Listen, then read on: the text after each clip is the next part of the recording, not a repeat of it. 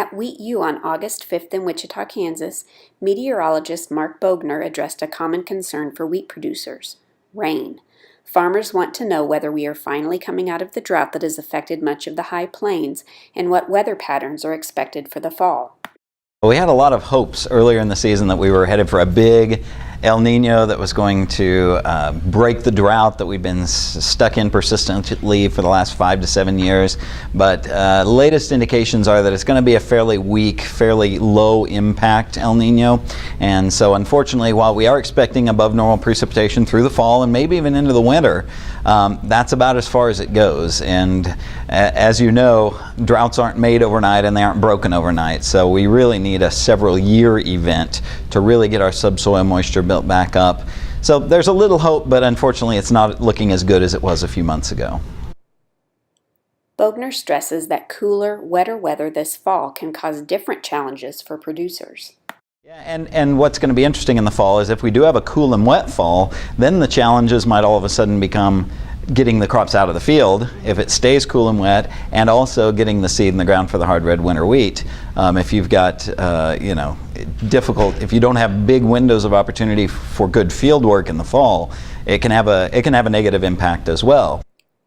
Bogner urges producers not to focus on individual rain events, as rain quality is just as important as quantity.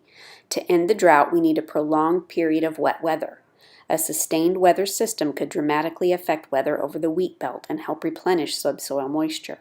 He believes there is a reason to be hopeful about the coming months and coming out of the drought. There are certain drought indices out there which are fine for certain things, but one of them, for example, says how much rain is needed to get this index to 0. In other words, to get rid of the drought. And so they actually put a number on it, and it may be 4 inches of rain. Well, you know and I know that it's 4 inches of rain is a lot of rain, but if you get it in 6 hours and it comes all at once and compacts the soil and most of it runs off and goes down the riverbed, you can actually be in worse shape afterwards, but that index will say, oh, you're not in a drought anymore. So the quality of the rain is almost more important in some ways than the quantity of the rain. How we get it, when we get it, and where it's placed can be as important as the actual amount. So I caution people not to be too stuck on specific rainfall amounts, because one event does not end a drought. Things are looking more hopeful than they have in quite a few years. The fact that we do have some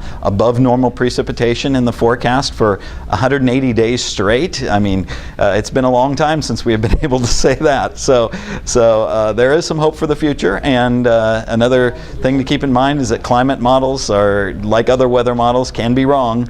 And if an El Nino happens to develop and it happens to be way stronger than any of the climate models can predict, then fingers crossed, maybe we can come out of this drought in good shape. For more information about Wheat U, sponsored by High Plains Journal and Bear Crop Science, and to read the complete stories, go to www.wheatu.com.